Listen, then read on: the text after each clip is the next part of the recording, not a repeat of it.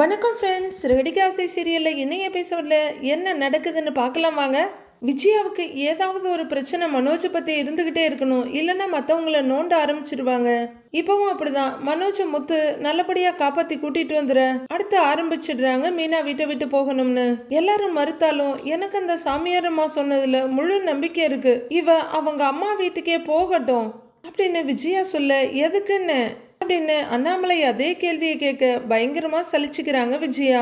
இவ இங்க இருக்கிறதுனால தான் இந்த வீட்டுல கெட்ட காரியமாவே நடந்துகிட்டு இருக்கு அப்படின்னு விஜயா சொல்ல, என்ன நீ புரியாமையே பேசிக்கிட்டு இருக்கிற?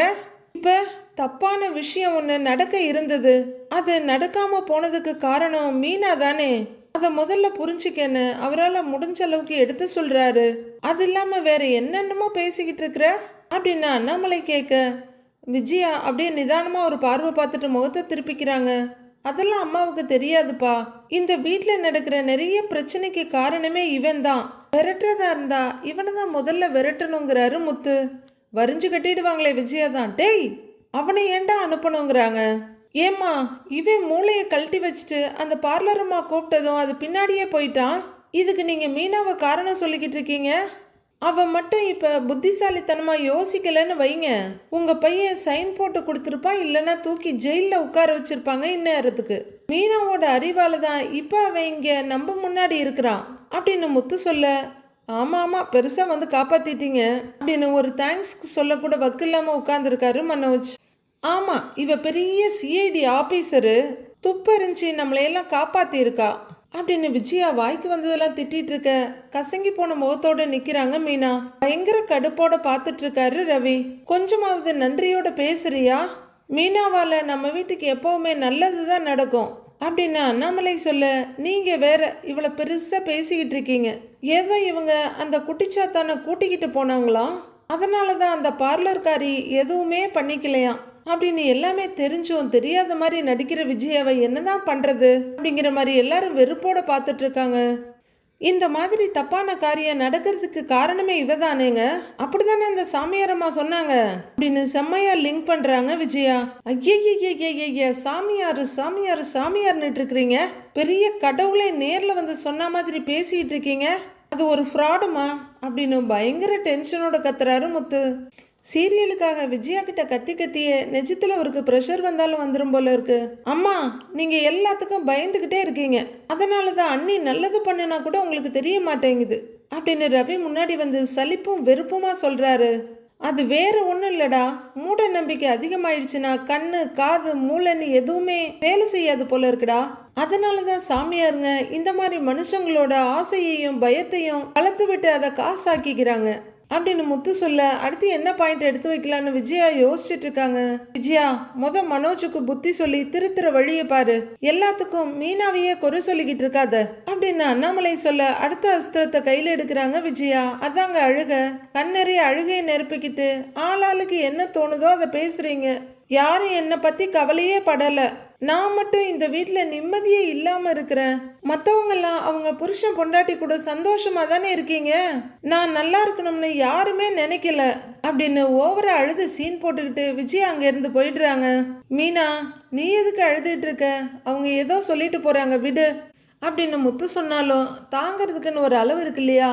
ஆனால் அதெல்லாம் தாண்டி விஜயா பேச மீனாவும் உடஞ்சி அழுதுகிட்டு ரூம்குள்ளே போகிறாங்க. மீனா மீனா நில்லு அப்படின்னு கூப்பிட்டுக்கிட்டே முத்துவும் ஓடுறாரு. ரொம்பவே சங்கடத்தோடு பார்க்குறாரு அண்ணாமலை. பாவம், இந்த பிள்ளைங்க ஹால்லேயே கிடக்குதுன்னு ஒரு ரூமை கொடுத்தா கடைசியில் அங்கேயும் இவங்களை இவன் நிம்மதியாக இருக்க விட மாட்டா போல இருக்கே அப்படின்னு சங்கடத்தோடு பார்த்துட்டு இருக்காரு. வீட்டில் கல்யாணியே அவங்க அம்மா கிருஷ் 3 பேர் நிற்கிறாங்க. எங்கேயோ போகிற மாரியாத்தா எம்ஏல வந்து ஏறாத்தான்னு சொல்கிற மாதிரி ரோஹிணி அவங்க அம்மா கிட்ட சீறிட்டு இருக்காங்க. உன்னால அவனை ஸ்கூல்ல போய் கூட கூட்டிட்டு வர முடியாதாமா அப்படின்னு கத்த, ஏய் நான் போனப்ப ஸ்கூல்ல இல்லடிங்கிறாங்க அவங்க அம்மா, நீ சீக்கிரமா போயிருக்கணும் அப்படின்னு கத்துறாங்க கல்யாணி. எப்ப காலையில விட்டுவிட்டு அப்படியே போய் கூட்டிட்டு வந்துடுறதுங்களா? நான் எப்பவும் போல தாண்டி போனேன், ஆனா ஸ்கூல்ல கேட்டதுக்கு முத்துவும் மீனாவும் தான் வந்து அவனை கூட்டிட்டு போனதா சொன்னாங்க அப்படின்னு கல்யாணியோட அம்மா சொல்ல, பாவம் கிருஷ்ண தடவையா நம்மளுக்கு பரிதாபமா பார்க்க தோணுது. கையை கட்டிட்டு பரிதாப பார்வையோட நிக்கிது. உடனே கோவத்தோட கிருஷ்கிட்ட வந்து, டேய் உன்னை யாருடா அவங்க கூட போக சொன்னா அப்படின்னு கத்த, முத்து அங்கிள் மீனா ஆண்டி தானேம்மா, நீங்க ஸ்ட்ரேஞ்சர் கூட தானே போகக்கூடாதுன்னு சொன்னீங்க, அவங்க ஸ்ட்ரேஞ்சர் இல்லையேன்னு கேட்குறாரு கிரிஷ். அவ்வளோதான், இதுக்கு மேலே நான் சொல்கிறதுக்கு ஒன்றும் இல்லைங்கிற மாதிரி கிரிஷ் திரும்பிக்க படக்குன்னு அவர் தன்னோட பக்கமாக திரும்பி, இங்கே பாரு, அவங்க ஸ்ட்ரேஞ்சர் இல்லை ஆனால் ரொம்ப டேஞ்சரானவங்க அப்படின்னு ரைமிங்காக சொல்லிட்டு அவங்க கூட நீ போகக்கூடாது சரியா அப்படின்னு கல்யாணி கத்த. சரிம்மாங்கிறாரு கிரிஷ். ஏய் கல்யாணி, அவங்க எதுக்கு இவனை கூட்டிகிட்டு போனாங்க? நீ எப்படி இவனை கூட்டிகிட்டு வந்த? என்ன நடந்துச்சு அப்படின்னு அவங்க அம்மா கேட்க, அதை சொன்னா உனக்கு புரியாது விடு, மொத்தத்துல என் பிளான் எல்லாமே சொதப்பிடுச்சு அப்படின்னு ரோஹிணி பல்ல கடிச்சிக்கிட்டு கத்திக்கிட்டு இருக்க. ரோஹிணின்னு சத்தம் வருது. உடனே இதெல்லாம் நிறுத்திக்கிட்டு மூஞ்ச மாத்திக்கிட்டு, ஆண்டி வாங்க ஆண்டி, உட்காருங்க ஆண்டி அப்படின்னு உள்ளர வந்த சிந்தாமணியை போய் வரவேற்கிறாங்க ரோஹிணி. இருக்கட்டும்மான்னு சிந்தாமணி சொல்லிட்டு இருக்க. அம்மா, கிரிஷுக்கு போய் ஏதாவது சாப்பிட கொடுப்போம் அப்படின்னு ரோஹிணி சொல்ல அவங்க அம்மா அப்படின்னு திரும்புறாங்க.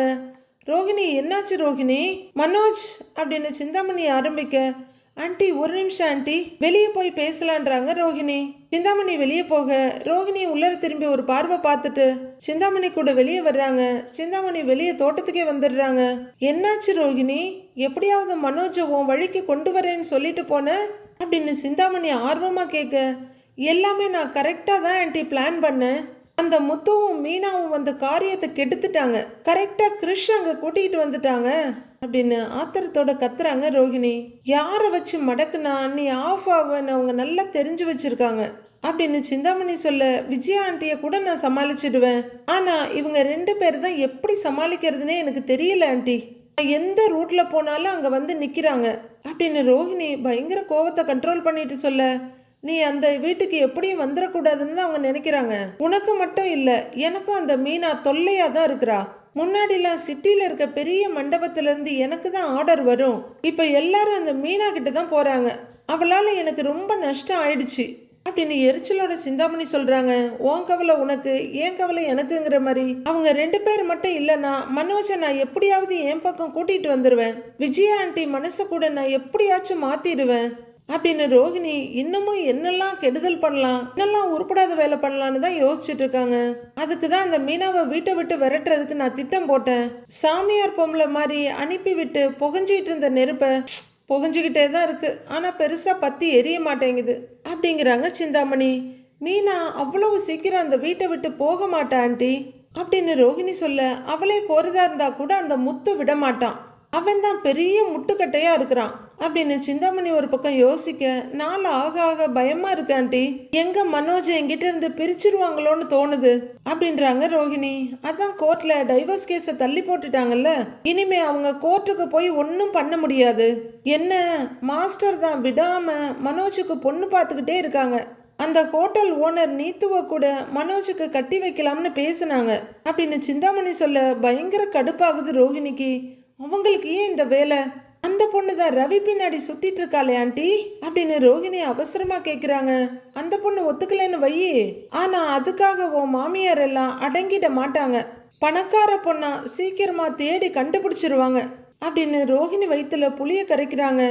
அதுக்குள்ள நான் எப்படியாவது மனோஜ் கிட்ட சேரணும் ஆண்டி அப்படிங்கிறாங்க ரோஹிணி. அதுக்கு முதல்ல அந்த மீனா வீட்டை விட்டு போகணும், அதுக்கு தான் நானும் யோசிச்சுக்கிட்டே இருக்கிறேன் அப்படின்னு சிந்தாமணி சொல்ல, முதல்ல அதை செய்யுங்க ஆண்டி, அப்பதான் நான் மனோஜ் கூட சேர முடியும் அப்படின்னு சிந்தாமணி ரோஹிணிக்கு ஹெல்ப் பண்ணவே பொறுப்பெடுத்த மாதிரி ரோஹிணி அவங்க கிட்ட சொல்லிட்டு இருக்காங்க. அப்படின்னு பலமா யோசிக்கிறாங்க சிந்தாமணி. ஸ்ருதி அவங்க கல்லாக்கிட்ட நின்று கணக்கு ஏதோ பார்த்துக்கிட்டு இருக்க. ரவி அங்க இருக்க ஃப்ரிட்ஜில் எல்லாம் அடிக்கிட்டு இருக்காரு. அப்போ மீனா ரொம்ப மெதுவா அங்க வர, வாங்க மீனா, காலையில தானே போ கொடுத்துட்டு போனீங்க அப்படின்னு ஸ்ருதி வர, வாங்க நின்று ரவிய வந்து நிக்கிறாரு. வீட்டுல இருக்க தோணல, அதான் வந்துட்டேன்றாங்க மீனா. சரி வாங்க உட்காருங்க அப்படின்னு ஸ்ருதி சொல்ல, மீனா மெதுவா நடந்து வந்து அங்க இருக்க சோஃபால உட்காடுறாங்க. ஏன் மீனா, ஏன் ஒரு மாதிரி டல்லா இருக்கீங்கன்னு ஸ்ருதி கேக்குறாங்க. அத்தை என்ன வீட்டை விட்டு போக சொல்றாங்க அப்படின்னு மீனா சொல்ல, எதுக்குன்னு அதிர்ச்சியா கேக்குறாங்க ஸ்ருதி. நான் வீட்டில் இருந்தா மாமாவுக்கு ஏதாவது ஆயிடுமோன்னு அவங்க பயப்படுறாங்க அப்படின்னு மீனா சொல்ல, என்னடா இது, என்ன நடக்குது உங்க வீட்டுலங்கிற மாதிரி ரவியை ஒரு பார்வை பார்க்குற ஸ்ருதி. ஆன்டி பயப்படுறதுக்கெல்லாம் நீங்க எதுக்கு வீட்டை விட்டு போகணும், அதெல்லாம் போகாதீங்க மீனா அப்படின்னு ஸ்ருதி சொல்லிட்டு இருக்காங்க. அண்ணி, அம்மா அப்படிதான் சொல்லுவாங்க, அவங்க கொஞ்சம் ஓல்டு டைப், அதெல்லாம் நீங்க கண்டுக்காதீங்கன்றாரு. ஆன்டி ஒன்றும் ஓல்டு டைப் இல்லை, அவங்க கன்னிங் டைப் அப்படின்றாங்க ஸ்ருதி. உடனே ரவி அவங்க கிட்ட திரும்பி, என்ன அம்மாவை பத்தி இப்படிலாம் சொல்றேன்னு கேக்குறாரு. ஆமா ஆன்டி அப்படித்தானே இருக்காங்க, இதே மீனா பணக்கார வீட்டு பொண்ணா இருந்தா அப்படிலாம் சொல்லுவாங்களா? இப்ப என்னையவே எடுத்துக்கோ. ஸ்ருதி வீட்ல இருந்தா உங்க தாலி பறி போயிடும்னு யாராவது சொல்லியிருந்தா என்கிட்ட வந்து சொல்லியிருக்க முடியுமா? அதனாலதான் சொல்றேன் அவங்க கன்னிங் டைப்னு அப்படின்னு ரவிக்கு விளக்கம் கொடுக்கறவங்க, மீனாவை அவங்களுக்கு ஆல்ரெடி பிடிக்காது, இந்த சான்ஸ் அவங்க நல்லா யூஸ் பண்ணிக்கிறாங்க அப்படின்னு ஸ்ருதி சொல்ல, ஐயோ இவ வேற விட்டா ஓவரா அம்மாவை பத்தி திட்டிகிட்டே இருப்பான்னு நினைக்கிற ரவி, அண்ணி அதெல்லாம் விடுங்க, நீங்க சீரியஸா எடுத்துக்காதீங்கன்றாரு ரவி. எப்படி ரவி சீரியஸா எடுத்துக்காம இருக்க முடியும்? மாமாவுக்கு ஏதாவது ஆயிடும்னு சொல்லி சொல்லி அத்தை என்ன பயமுறுத்துறாங்க. வேற ஏதாவதுனா கூட நான் பெருசா எடுத்துக்க மாட்டேன். இப்ப மாமாவுக்கு சின்னதா ஏதாவது நடந்தா கூட அது என்னாலதான் அத்தை நம்பிடுவாங்க. அதை நினைச்சாதான் எனக்கு இன்னும் பயமா இருக்கு அப்படின்னு மீனா சொல்ல, ஸ்ருதியும் ரவியும் ஒருத்தர் பாத்துக்கிறாங்க. மீனாவுக்கு ஆதரவா பக்கத்துல உட்கார்ற ஸ்ருதி, மீனா யாரோட எண்ணமும் நம்ம கையில கிடையாது.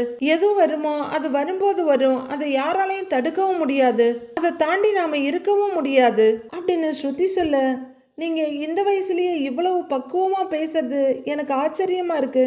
ஆனா உங்களை மாதிரி எல்லாம் என்னால யோசிக்க முடியாது அப்படிங்கிறாங்க மீனா. இதுல யோசிக்கிறதுக்கு என்ன இருக்கு மீனா? நான் ஃபேக்ட தானே சொல்றேன் அப்படின்னு ஸ்ருதி மீனா கிட்ட சொல்லிட்டு இருக்காங்க. அப்ப ரவின்னு கூப்பிட்டுக்கிட்டே நீத்துவோட ரெஸ்டாரண்ட் டோரை ஓபன் பண்ணிக்கிட்டு உள்ளர வர்றாங்க நீத்து. ஷார்ட் ஸ்லீவோட முழங்காலுக்கு மேல இருக்கிற ஒரு கவுன், கொஞ்சம் கூட வெக்கமே இல்லாம கையில ஒரு பேப்பரோட ஸ்ருதியோட ரெஸ்டாரண்ட்டுக்கு வந்து நிக்கிறாங்க. ரவி முன்னாடி வந்து நிக்கிறவங்க, ரவி நான் உங்ககிட்ட கொஞ்சம் தனியா பேசணுங்கிறாங்க. கரெக்டா ஸ்ருதி மூஞ்சில் அடிச்ச மாதிரி சொல்றாங்க, ரவி இது என்னோட ரெஸ்டாரண்ட், என் பெர்மிஷன் இல்லாம யாரும் உள்ளர வரக்கூடாதுன்றாங்க, வெளியே போ அப்படின்னு நீத்துவை பார்த்து பயங்கர கடுகடுப்பா கோவமா சொல்றாங்க ஸ்ருதி. ஆனா நீத்துவுக்கு வெக்கம் மானம் சூடு சொரணன்னு தான் எதுவுமே கிடையாதே. ரவி பக்கம் திரும்பி, ரவி நாம 2 பேரும் பிசினஸ் பார்ட்னரா இருந்தோம், இப்ப நீங்க இங்க வந்து ஜாயின் பண்ணிட்டீங்க, அதனால நான் நம்ம ரெஸ்டாரண்ட்ல அக்கவுண்ட்ஸ் எல்லாம் செக் பண்ணி உங்களுக்கான பணத்தை கொண்டு வந்திருக்கேன் அப்படின்னு கவரை காமிக்கிறாங்க. அதை பத்தி தான் உங்ககிட்ட கொஞ்சம் பேசணும் அப்படின்னு பணம்னு விஜயா கிட்ட பேச வேண்டிய டைலாக்க இடமாத்தி நீத்து இங்க வந்து பேசிட்டு இருக்காங்க. மீனா ஸ்ருதியை பார்க்க 5 minutes டைம், அதுக்குள்ள பேசிட்டு வந்துடணும் அப்படின்னு ஸ்ருதி ஸ்ட்ரிக்டா சொல்ல, ரவி அங்கிருந்து போக மானங்கெட்ட நீத்துவும் பின்னாடியே போறாங்க. ஸ்ருதி எழுந்திருக்க மீனாவும் கூடவே எழுந்து, இவ தொல்லை எப்பதான் விடும்னு தெரியலையே, ரவி பின்னாடியே சுத்திக்கிட்டு இருக்கிறா. இவ மட்டும் இல்லைன்னா உங்களுக்கும் ரவிக்கும் பிரச்சனையே வந்திருக்காது, நீங்களும் வீட்டை விட்டு வெளியே வந்திருக்க மாட்டீங்க அப்படின்றாங்க மீனா. ரவி மேலேயும் தப்பு இருக்கு மீனா, இவன் அவ்வளவு இடம் கொடுக்கலன்னா இவ இப்படிலாம் பண்ணிட்டு இருக்க மாட்டா அப்படின்னு ஸ்ருதி சொல்ல, இந்த பிரச்சனைக்கெல்லாம் எப்பதான் முடிவு வரும்னு தெரியல அப்படின்னு மீனா ரொம்ப சங்கடமா சொல்ல, பல்ல கடிச்சிட்டு கோவத்தோட நிக்கிறாங்க ஸ்ருதி. இந்த ப்ராப்ளத்துக்கு ஒரே ஒரு சொல்யூஷன் தான் இருக்கு அப்படின்னு ஸ்ருதி சொல்ல, என்னதுன்னு கேக்குறாங்க மீனா. ஒன்னு நீத்து ரவியை விட்டு விலகி போகணும், இல்ல நான் ரவியை விட்டு விலகி போகணும் அப்படின்னு ஸ்ருதி சொல்ல அதிர்ச்சியோட பாக்குறாங்க மீனா. அப்பதான் இந்த ப்ராப்ளத்துக்கு ஒரு சொல்யூஷன் வரும் அப்படின்னு ஸ்ருதி சொல்ல, ஸ்ருதி என்ன பேசுறீங்க நீங்க எதுக்கு ரவியை விட்டு போகணும்? அதெல்லாம் நடக்காது, அவ தான் போகணும், சீக்கிரமே போயிடுவா பாருங்கன்றாங்க மீனா. பாப்போம் அப்படின்னு டென்ஷனோட சொல்றாங்க ஸ்ருதி. உள்ளர வந்த ரவி, சொல்லுங்க என்ன விஷயம்னு கேக்குறாரு. இந்தாங்க ரவி, இதுல உங்களுக்கு சேர வேண்டிய அமௌண்ட்டுக்கான செக் இருக்கு அப்படின்னு நீத்து கவரை நீட்ட, எனக்கு வேண்டாம் நீங்களே வச்சுக்கோங்கிறாரு அவரு. ஆல்ரெடி ஸ்ருதி அப்பாவால உங்களுக்கு நிறைய ப்ராப்ளம் வந்துருச்சு அப்படின்னு ரவி சொல்ல, அதை பத்திலாம் நீங்க ஒரே பண்ணிக்க வேண்டாம் ரவி, இது நீங்க ஒர்க் பண்ணதுக்கான சேலரி, நியாயப்படி உங்களுக்கு தான் சேரணும், வாங்கிக்கோங்கன்னு நீட்டுறாங்க நீத்து. ப்ளீஸ் வாங்கிக்கோங்கன்னு சொல்ல வாங்குறாரு ரவி. நான் என் மனசுல இருக்க ஆசை நடக்கணும்னு மும்பைல இருக்க கோவில்ல வேண்டிக்க போறேன், அங்க போயிட்டு ஒரு 1 வீக்ல வந்துருவேன் அப்படின்னு நீத்து சொல்ல, போறில்ல அப்படியே தொலைஞ்சு போ, தப்பி தவறி கூட திரும்பி வந்துடாதுன்னு தான் இருக்கு நம்ம மைண்ட் வாய்ஸ். ஆனா ரவி உங்களுக்குன்னு ஒரு நல்ல வாழ்க்கை அமையணும்னு வேண்டிக்கோங்க, போயிட்டு வாங்க அப்படின்னு ரவி சொல்ல, ரவிய ஒரு பார்வை பார்த்துட்டு சிரிப்போட போறாங்க நீத்து. சை அப்படின்னு ரவி முகத்தை திருப்பிட்டு இருக்க 2 எட்டு போன நீத்து சடனா திரும்பி வந்து ரவியோட கன்னத்துல படக்குன்னு ஒரு முத்தம் கொடுக்குறாங்க. ரவி அவ்வளவுதான் தடுமாறி ஆடி போயிடுறாரு. நீத்து என்ன பண்றீங்க அப்படின்னு கத்திக்கிட்டே அவரு கன்னத்தை தொடைக்க போக அவரோட கையை பிடிச்சிக்கிட்டு, இது உங்ககிட்டயே இருக்கட்டும், டோன்ட் வைப் இட் ஆஃப் அப்படின்னு நீத்து சொல்ல, ரவி பயங்கர கோவத்தோட கையை உதறாரு. விடுங்க நீத்து அப்படின்னு கத்திக்கிட்டு இருக்க நீத்து கடகடன் அங்க இருந்து போறாங்க. இவர் கன்னத்தை தோல் பிஞ்சிட்டு வர்ற அளவுக்கு தேய்னு தேய்க்கிறாரு. வெளியே வர்ற நீத்து ஸ்ருதி கிட்ட வந்து, நான் ரவிக்கு கொடுக்க வேண்டியதை கொடுத்துட்டேன், இனிமே அவர் தான் எனக்கு திருப்பி தரணும், கொஞ்சம் எடுத்து சொல்லுங்க அப்படின்னு நீத்து சொல்லிட்டு இருக்க ஸ்ருதி அப்படியே பயில்வான் மாதிரி நின்னுட்டு இருக்காங்க கோவத்துல. நீத்து போயிட்டு இருக்க ஸ்ருதியை நாளிட்டு பின்னாடி போக ரவி வர்றாரு. ரவியோட கையை பிடிச்சி, ரவி அவ என்ன உனக்கு கொடுத்துட்டு போனான்னு கேக்குறாங்க ஸ்ருதி. அதை திருப்பி வேற தரணும்னு சொல்லிட்டு போறா அப்படின்னு ஸ்ருதி கேட்க சொல்லவும் முடியாம ஒழுங்கவும் முடியாம பயங்கர கோவத்தோட முறைச்சிட்டு இருக்காரு ரவி. சொல்லுங்க ரவி, நீத்து என்ன சொல்லிட்டு போனா அப்படின்னு மீனாவும் கேட்க, அவ எனக்கு சேர வேண்டிய பணத்தை வந்து கொடுத்துட்டு போனா அப்படின்னு ரவி சொல்ல, அவதான் பணத்தை கொடுத்துட்டால, அப்ப நீ என்ன திருப்பி தரணும் அப்படின்னு ஸ்ருதி கேட்க, நான் ஒன்னும் தர வேண்டியதில்லை, அவ ஏதோ உளறிட்டு போறா அப்படின்னு ஸ்ருதியோட கண்களை நேரா பார்க்க முடியாம தவிக்கிறாரு ரவி. இல்லையே, அவதான் கிளியரா சொல்லிட்டு போறாளே நீ எதையோ திருப்பி தரணும்னு அப்படின்னு ரவியோட முகத்தை ஆராய்ச்சியா பாக்குறாங்க ஸ்ருதி. அவ உன்னை கிஸ் பண்ணாளா அப்படின்னு ஸ்ருதி நேர்பார்வையா ரவிய பாத்துக்கிட்டு கேட்க, அவரோட சர்வ நாடிய அடங்கிருது. சொல்லு ரவி, நான் கேட்டதுக்கு பதில் சொல்லு அப்படின்னு ஸ்ருதி கேட்டுட்டு இருக்க மீனா குறுக்க வந்து, ஸ்ருதி என்ன இது, என்ன இப்படிலாம் கேட்டுட்டு இருக்கீங்க அப்படின்னு பதட்டமா கேக்குறாங்க மீனா. நான் கொடுத்துட்டேன், ரவி தான் திருப்பி கொடுக்கணும் அப்படின்னு சொன்ன அதுக்கு என்ன அர்த்தம் மீனா அப்படிங்கிறாங்க ஸ்ருதி. தேவையில்லாம நீயே கற்பனை பண்ணிக்காத, அதெல்லாம் ஒண்ணும் இல்லைன்னு சொல்லிட்டு உள்ளர போயிடுறாரு ரவி. ஸ்ருதி கோவமும் சந்தேகமா ரவிய பார்த்துட்டு இருக்க, ஸ்ருதி அதான் ரவி எதுவும் இல்லைன்னு சொல்லிட்டாருல்ல, விடுங்க, தேவையில்லாம மனசை போட்டு குழப்பிக்காதீங்க அப்படின்னு மீனா சொல்ல, இல்ல மீனா உள்ளர என்னமோ நடந்திருக்கு, எனக்கு நல்லா தெரியுதுங்கிறாங்க ஸ்ருதி. அப்படிலாம் எதுவும் இருக்காது, அதான் ரவியே சொல்லிட்டாருல, விடுங்க ஸ்ருதி, அதெல்லாம் எதுவும் இருக்காது, நான் கிளம்புறேங்கிறாங்க மீனா. ஊர் பக்கம் ஒரு பழமொழி சொல்லுவாங்க, கொடுமை கொடுமைன்னு கோவிலுக்கு போனா அங்க 2 கொடுமை டங்கு டங்குன்னு ஆடிட்டு இருந்ததாமா, அது மாதிரி தான் வீட்டுல இருக்க முடியல, ரொம்ப சங்கடமா இருக்குன்னு மீனா இங்க வந்தா. இங்க அதை விட பெரிய பெரிய சீனெல்லாம் போயிட்டு இருக்கு. ஸ்ருதி அவங்களோட சொந்த கவலையில இருக்கிறதுனால சரிங்க மீனான்னு கூட சொல்ல முடியல பாவம் அவங்களால. உள்ளர வந்த ரவி கேப்பை கழட்டிட்டு டென்ஷனா கைய கால உதறிட்டு இருக்க ஸ்ருதி அங்க வந்துடுறாங்க. டீட்டெயில் கேட்டேன்ல ரவி, சொல்லு அப்படின்னு ஸ்ருதி கேட்க, இல்ல அவ செக் கொடுத்தாங்கிறாரு அவரு. அவ என்ன கொடுத்தான்னு கேட்கல, எப்படி கொடுத்தான்னு கேக்குறேன். எப்படி கொடுத்தான்னு கேட்டா சொல்ல மாட்டியா அப்படின்னு ஸ்ருதி கேட்க, ரவி ரொம்பவே சங்கடமா அடுத்த பக்கம் திரும்ப இன்னொரு கண்ணத்துல ஸ்ருதி முத்தம் கொடுத்து இப்படி கொடுத்தாளான்னு கேக்குறாங்க. ரவி பயங்கர அதிர்ச்சியா பார்க்க, உன்ன அப்படின்னு அரையறதுக்கு ஸ்ருதி கைய ஓங்க ரவி பயத்துல கண்ணை மூடிட்டு முகத்தை திருப்புறாரு. ஓங்கின கைய சும்மா இறக்க கூடாதுன்னு ஸ்ருதி கண்ணத்துல மெல்லமா 2 தட்டு தட்டி கொடுத்துட்டு போயிடுறாங்க. ஷோ, இவளும் படுத்துறா அவளும் படுத்துறா அப்படின்னு நொந்து நூடுல்ஸா இருக்க ரவி கையில இருக்க கவரை விசிறி அடிக்கிறாரு. அண்ணாமலையும் பரசுவும் வாக்கிங் போயிட்டு இருக்காங்க. பரசு ரோட் சைட்ல நடக்க அவருக்கு அடுத்து நடந்துட்டு இருக்காரு. என்ன பண்ண சொல்ற பரசு, பிள்ளைங்களை பெத்தோம் வளர்த்தோம், நம்ம கட்டுப்பாட்டுல இருந்தாங்க, இப்போ எல்லாம் வளர்ந்துட்டாங்க, நம்ம கட்டுப்பாட்டுல அவங்க இல்ல, அவங்க கட்டுப்பாட்டுல தான் நாம இப்ப இருக்க வேண்டிய சூழ்நிலை, இந்த காலத்துல அப்படி இருக்கிறாங்க அப்படின்னு அண்ணாமலை சொல்லிட்டு இருக்க. ஆமா ஆமா, ஆனாலும் சில விஷயங்கள்ல அவசரப்படுறாங்கப்பா, இப்ப நம்ம மனோஜ் விஷயத்திலையும் அதுதானே நடந்திருக்கு அப்படின்னு பரிசு சொல்ல, அங்க ஒரு கார் நிக்க 2 பேரும் கொஞ்சம் நடுரோட்டு பக்கமா வர்றாங்க. எது எப்படி இருந்தாலும் அவங்க சந்தோஷமா இருந்தா எனக்கு அதுவே போதும், மனோஜ் வாழ்க்கை இப்படி ஆயிடுச்சு, ரவி வாழ்க்கையில என்ன நடக்குதுன்னே எனக்கு தெரியல அப்படின்னு அண்ணாமலை சொல்லிட்டு இருக்க.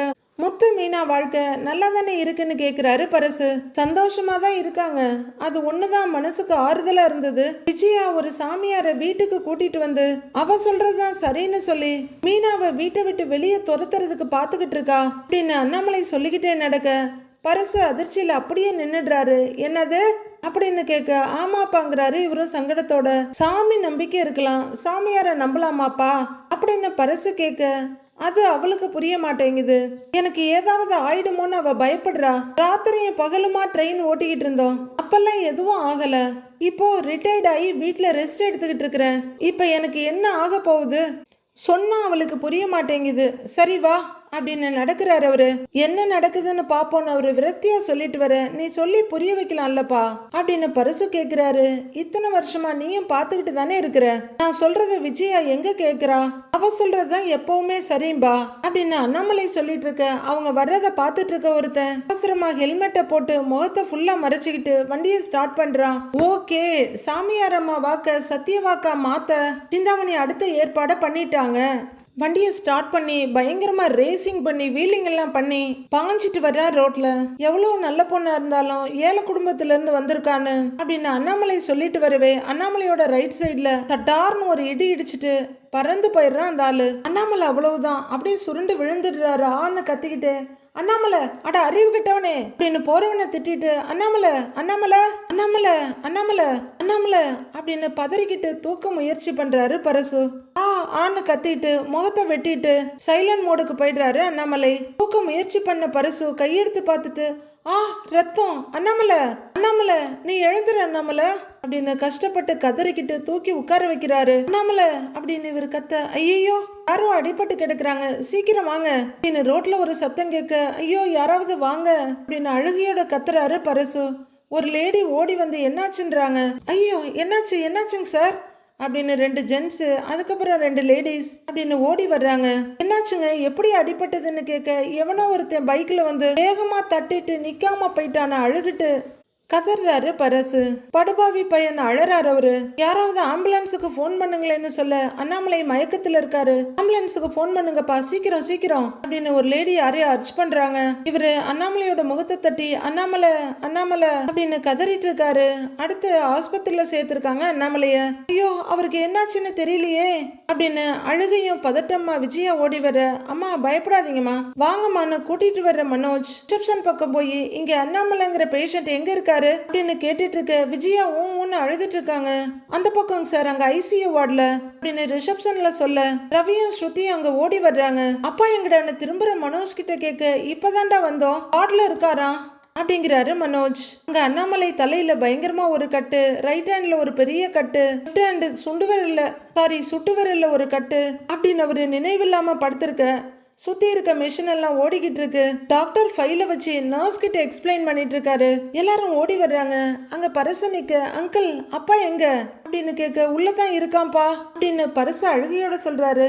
நான் அவரை பார்க்கணும்னு விஜயா சொல்ல, இல்லம்மா டாக்டர் பாத்துக்கிட்டு இருக்காரு, அவரே கூப்பிடுறேன்னு சொல்லியிருக்காருமா நான் அழுகையோட சொல்றாரு. இல்ல நான் அவரை இப்பவே பார்க்கணும் அப்படின்னு விஜயாவோட அம்மா அம்மா அப்படின்னு பரசு ஒரு பக்கம், ரவி மனோஜ் ஒரு பக்கம் அவங்களை இழுத்து பிடிக்க ட்ரை பண்றாங்க.